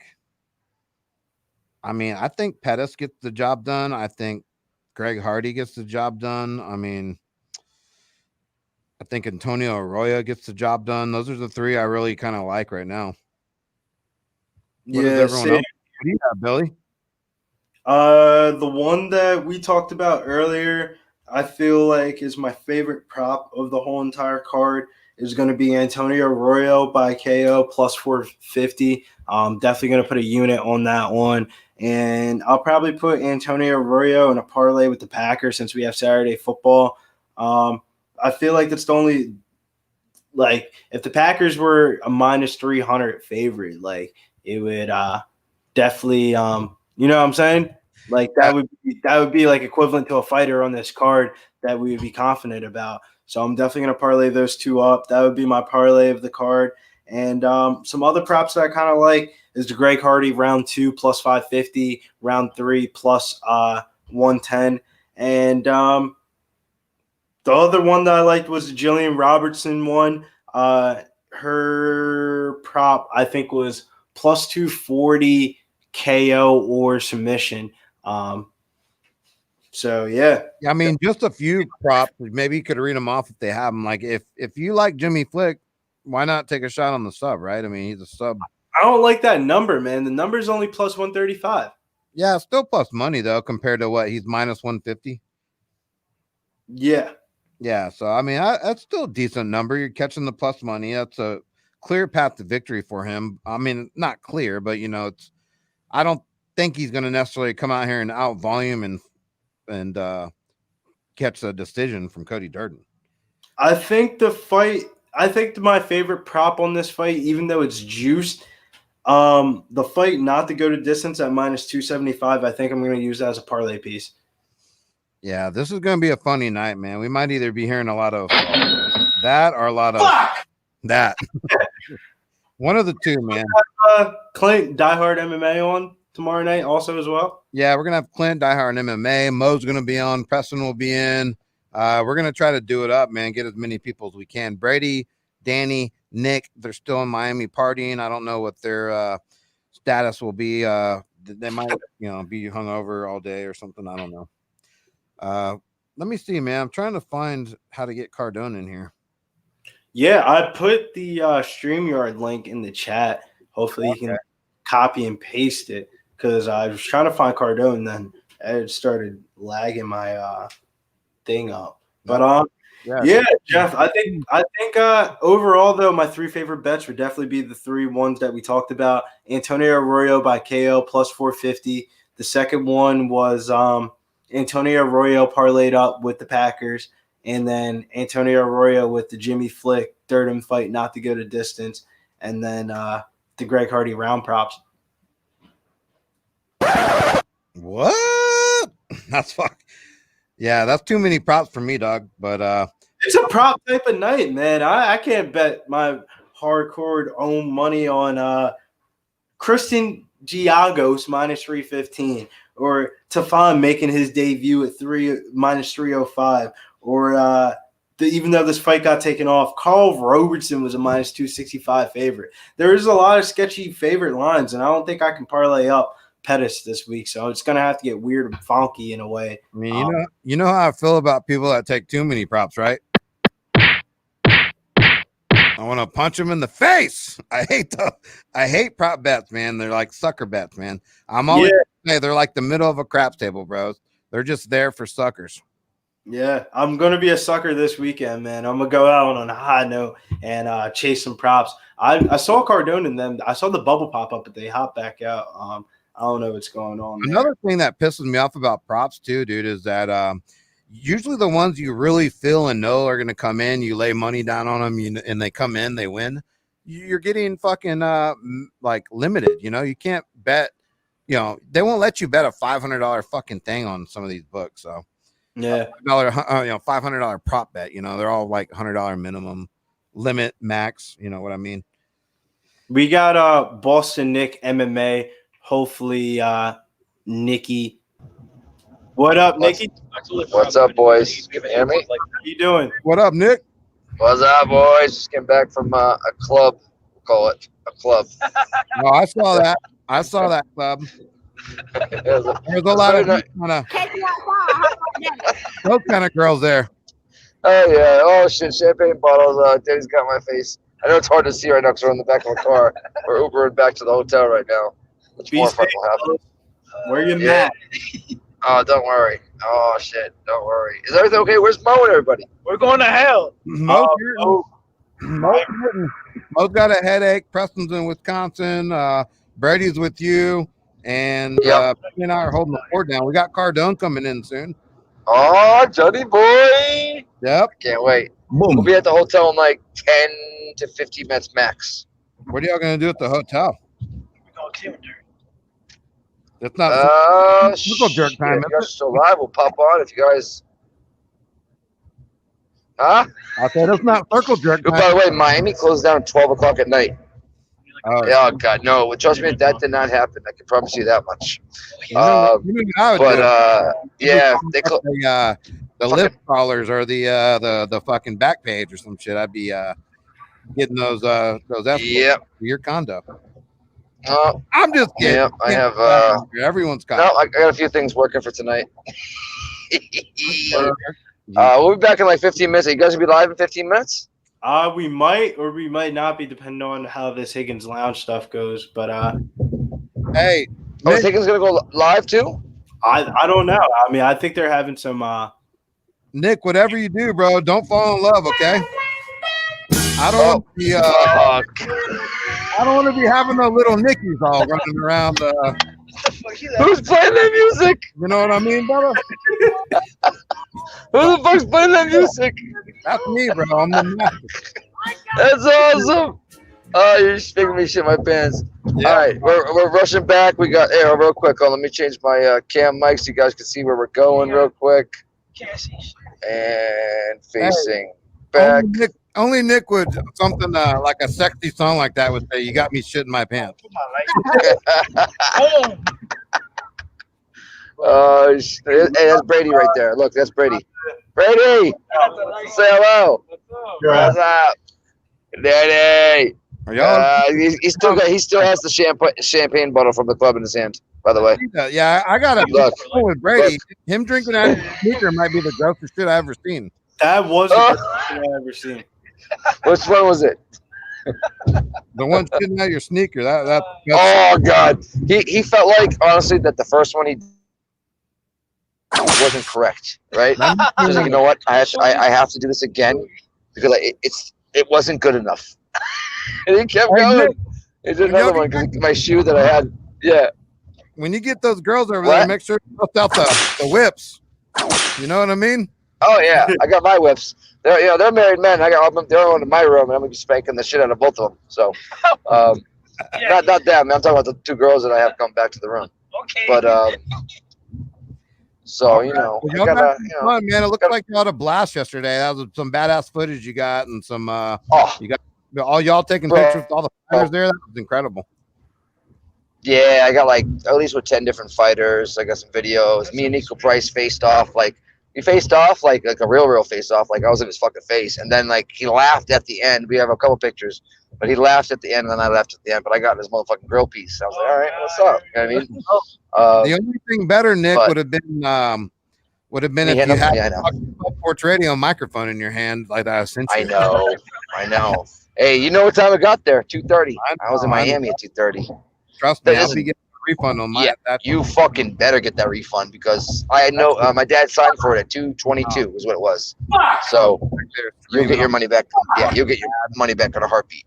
Yeah, that shit's pissed. I'm gonna go in there and be like, My name is Geoff. and then be like, yeah, what's up? Give me my shit. You know what I mean? Like, what the fuck? Cocksucker bastards. We couldn't All fucking send us fucking our shit. Yeah.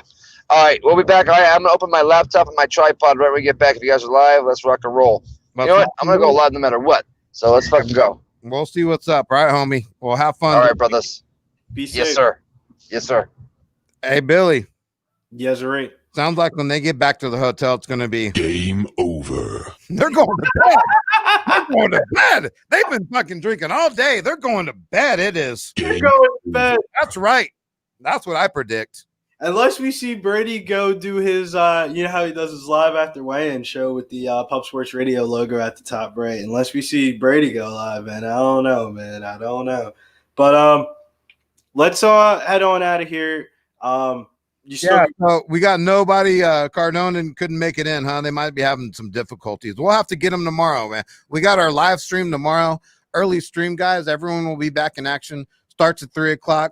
Shout out to our sponsors real quick. Natural Heights. If you suffer from stress, anxiety, joint pain, PTSD, give our boys a call here in San Antonio, Texas. Or go see him at 1880 Nacogdoches Road. Give him a call, 210-592-1060. And also, if you're in the San Antonio area, come on by Southtown 101 Bar and Grill. Get yourself a burger, a beer, some chicken wings, watch the games, sit down, look at some women, have some fun, dance.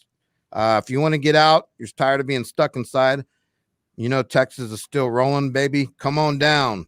Come see us. And last but not least, we took all our lines off mybookie.ag.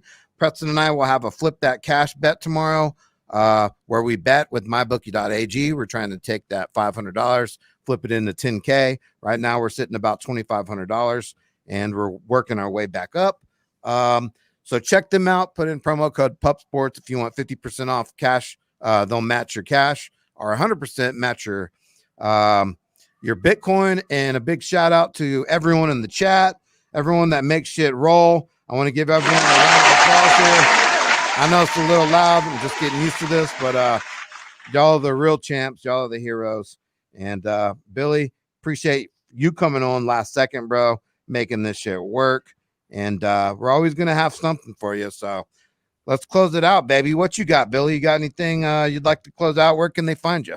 Yeah, they can follow me over on Twitter at Getting Bills. I'll put out my full card of bets, man. I just want to say thank you for Pub Sports Radio. It's been a great year, great year.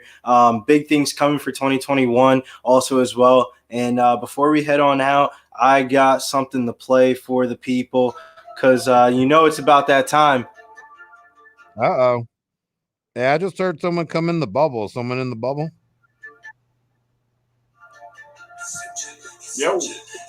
Yo, Cardone? there it is. There you go. So listen now, them bookies want to take you over, man. The chips are down, they Talking money, so we talking hands, talking, Oh, talking hands, talking hands, talking. We talking hands, talking. We talking hands. hell yeah, boys. How y'all doing tonight, boys?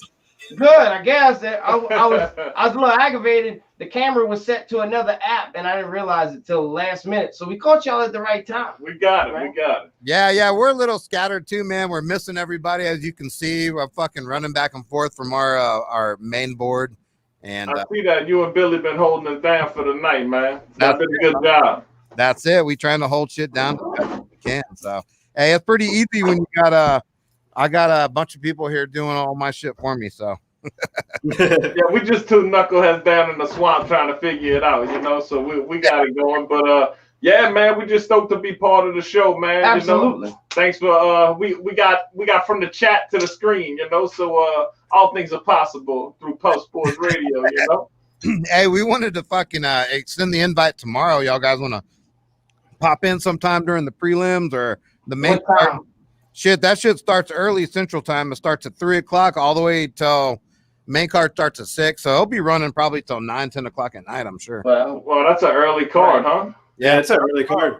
But they got 13 fights on there, so there'll be some time. Y'all guys want to pop in or fuck whatever? Yeah, just give me a time. I'll tell you what I can do is we'll do it the same way we did it today, and I'll set up. I'll get the link, and I'll try to get in. I guess you'll say y'all start around 3-ish, right?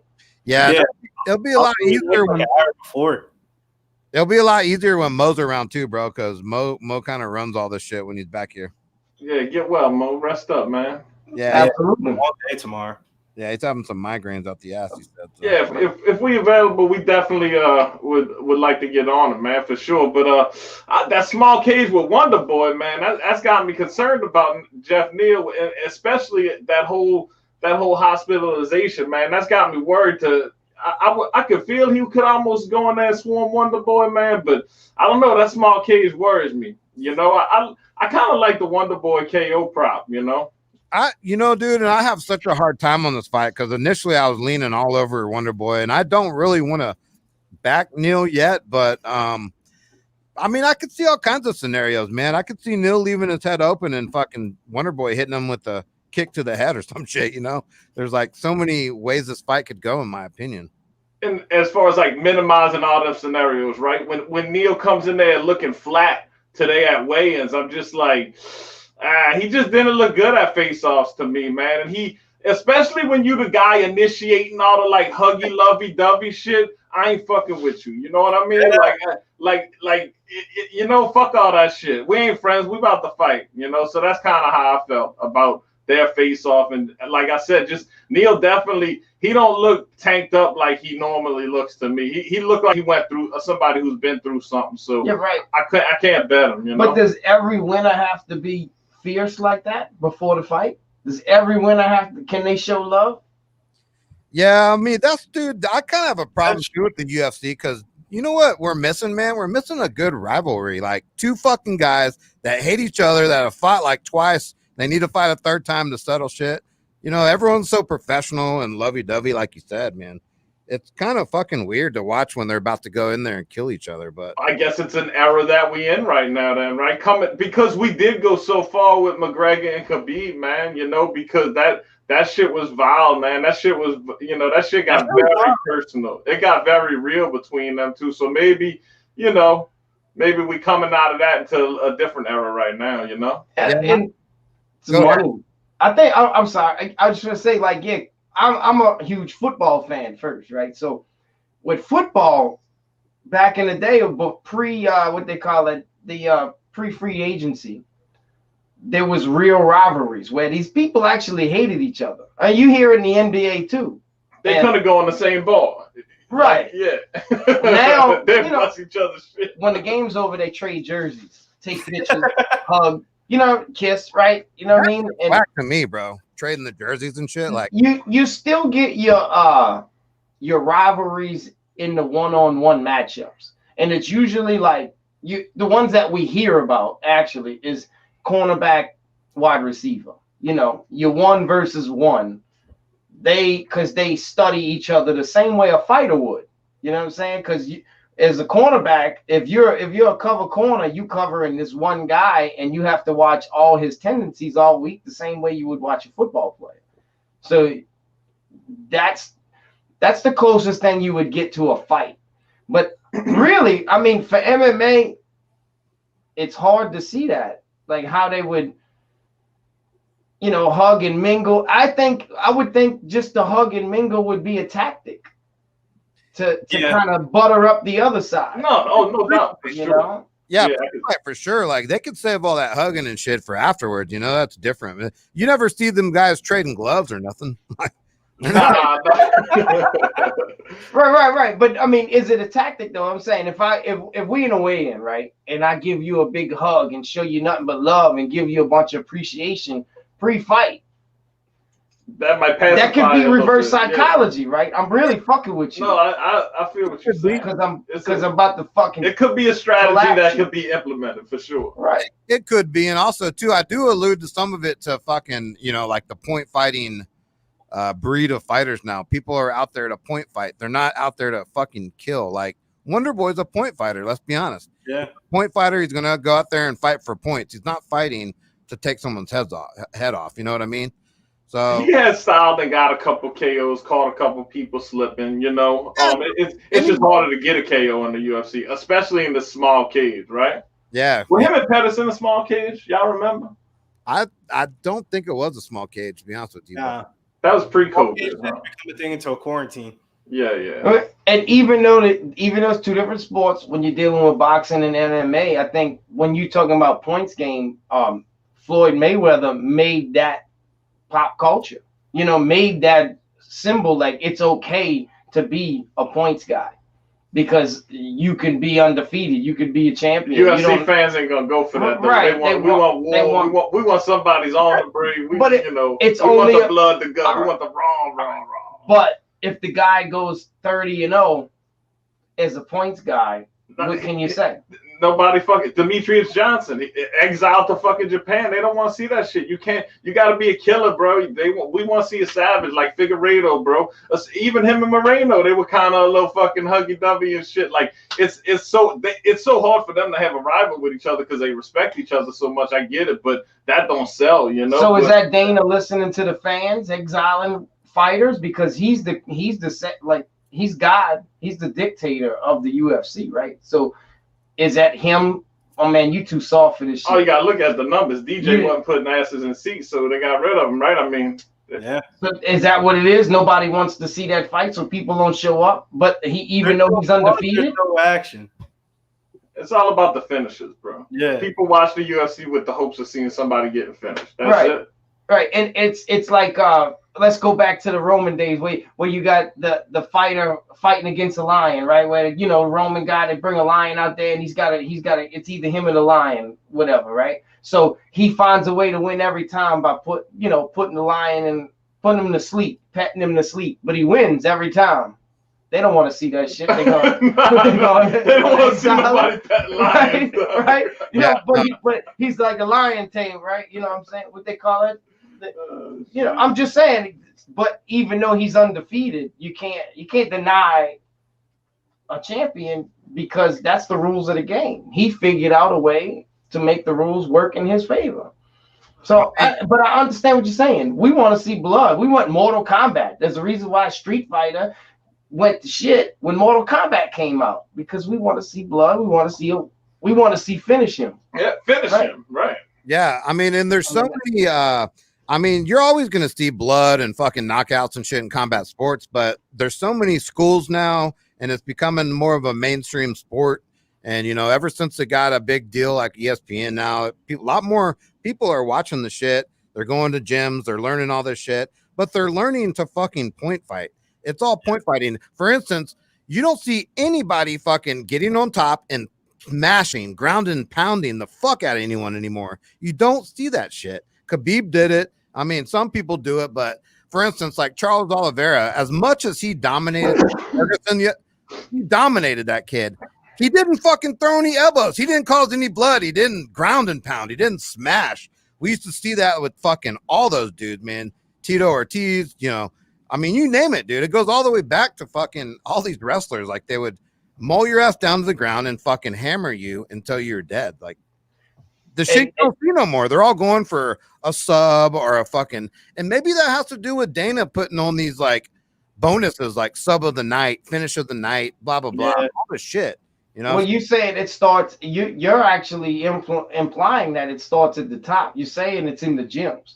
So there's like a universal trade agreement that we're gonna start teaching Live to Fight Another Day.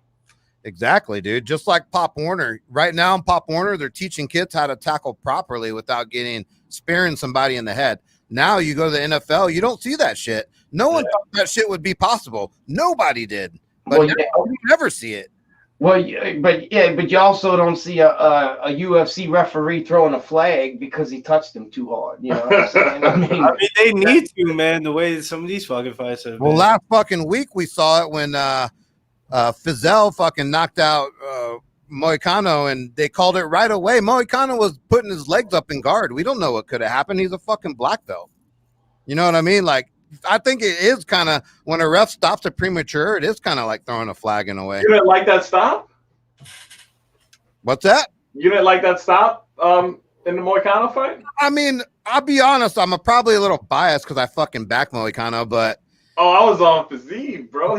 But I mean, he did throw his legs up. I mean, whether it's instinct or not, he did throw his legs up in position. He was ready to get in full guard. Like, he was doing those things. I feel, if you got a bet on that guy, you hate that fucking ref. For sure. Yeah. But, I mean, you can't deny the guy.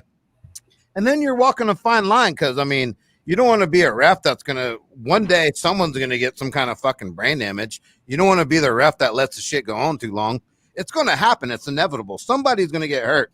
I mean, we haven't seen it a lot in UFC, but surprisingly, we see it in boxing all the time where people go brain dead and, you know, go into comas and shit like that. Like, that's serious bullshit. What Snoop said, you can't play fight. Well, I guess at that point, you know, as a ref, you have to communicate with that damn fighter almost, right? You have to defend yourself. If he's responsive and defending himself and showing you signs, you know, so it's such a judgment call, bro. It's, you know, it's a tough job to have for sure, you know. There's a craft to that, just that job. To be a professional referee, just to be, you know, it's your job to make sure everything goes kosher. You know what I'm saying? And they're constantly in communication with each other. Well, what happened in that fight? Definitely those referees are in a circle talking about what happened and why they called it the way they called it. When did they call it? And it puts that, it's a round table where they put that thing in their mind where they all conscious of every fight that happened, even the ones that they're not officiating. You know, so it's creating this brand. It's creating this craft. And it's y'all basically can see where this is going at the end of the day. Yeah. And I mean, the refs aren't the real problem, man. It's the fucking judging, bro. The judging. No, the judging. Yeah, I definitely do feel you on that, Jeff. The judging something needs to be done. I don't know if ex-fighters need to judge or they have a certain set of fucking rules or stats they go by, but something has to change there because there's one particular judge that has fucked almost every fucking card up. It's one fucking dude. How is that guy even employed still? I mean, that's like a sign, a telltale, like, dude, this shit's fucking rigged, bro.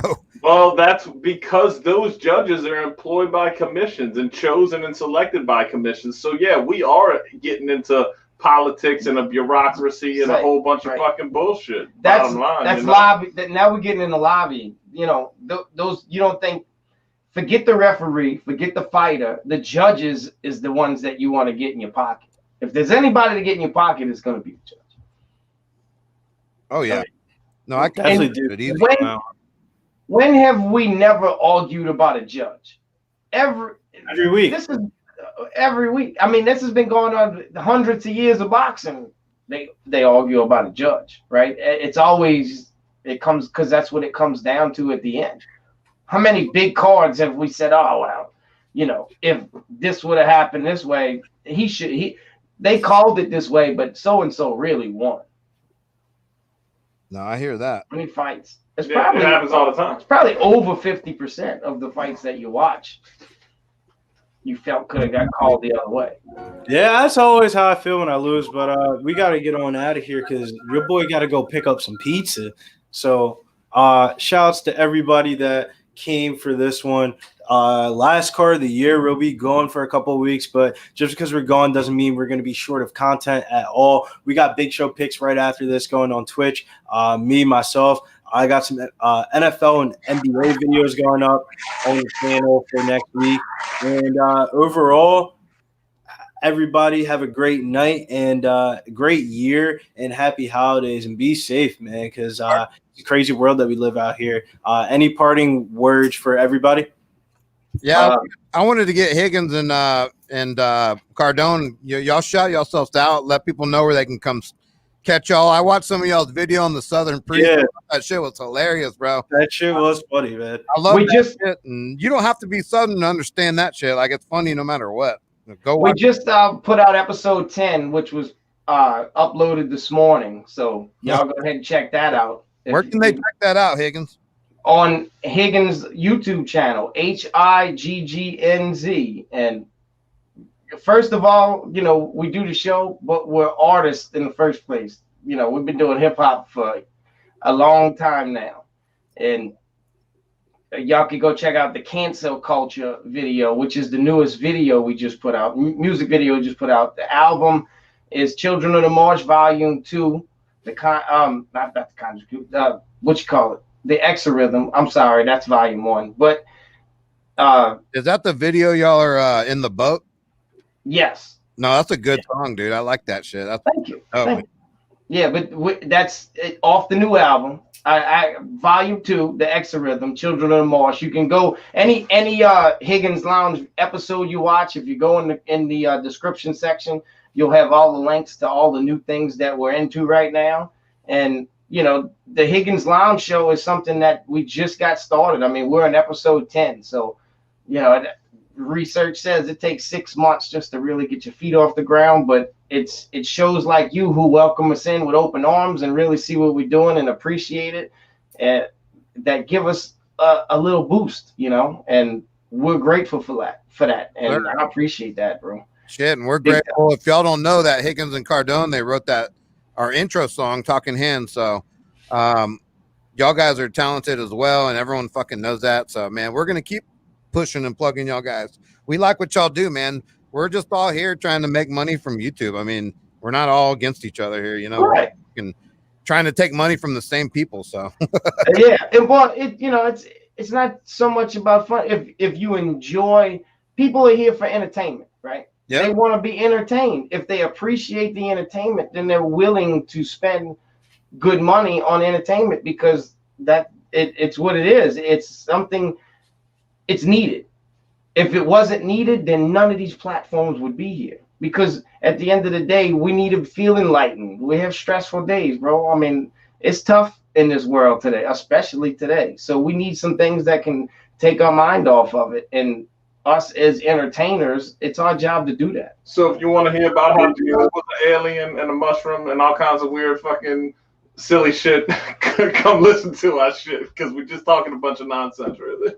Nah, we definitely gonna Right. help y'all stuff, man. And we're gonna keep plugging y'all and whatever we can do to help, man. You know, we're all here to help each other. Well, and with Appreciate it, Slow. the show is really like we actually talk articulate stuff, but what we do is we put it in a lighthearted spotlight. We don't speak articulate. We from the fucking dirty Right. South. We fucking Bayou Rats, man. We ain't got nothing. We don't articulate speak about it. articulate, but we talk about things that have an articulate manner to it.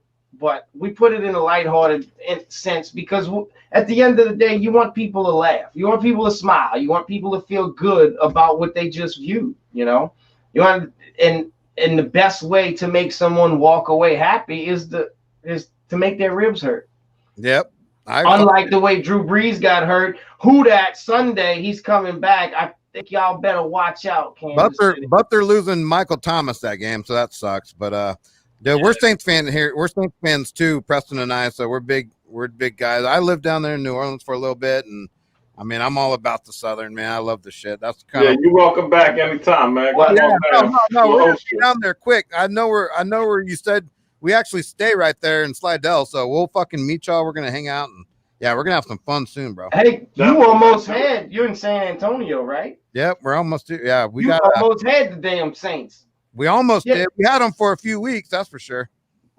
Yeah, We had them play here at the Alamo Dome for a few weeks. That was fun. Right. You know. right. But man, I appreciate it. I know Billy's trying to go. I'm gonna leave this on y'all's song. We're gonna out on that, and man, we'll talk soon. We'll have y'all back tomorrow, and Get your merch. let's keep rolling, baby. Y'all Absolutely. take care. Appreciate Talking you. hands. Peace out, Billy. Peace out, everybody in the chat. That's right. Later, guys. Later. Thank y'all. Go check out Higgins, YouTube. Could go Cardona follow. He's on this track too. Billy Briz. Thank y'all. You need a charter. No, Pop Sports Radio can put you on it. On it, man. Listen, now them bookies want to take you off On on it, man. Sit down. They talking money. So we talking hands talking. Talking hands. Talking hands. Talking hands. We talking hands. This nigga predicting we stay moving and sticking. A soda and a biscuit with a 3-piece of chicken. You gotta get the whole meal. This is sports with love. Sit down, take notes, join the chat and discuss. We'll be talking some Hands, throwing bows and kick your feet. It's like El Kakui smashing around like a beat. might be betting the champ or take Taking stabs on a bum. We got 2 rules. Make money, have fun. We just trying to get it right. It's the night before the fight. We just trying to get it right. It's the night before the fight, and we just trying to get it right. Find us some spots, and then we calling our shots. In search of pick'ems where to go, you You need need a charter plan. I know Pop Sports Radio can put you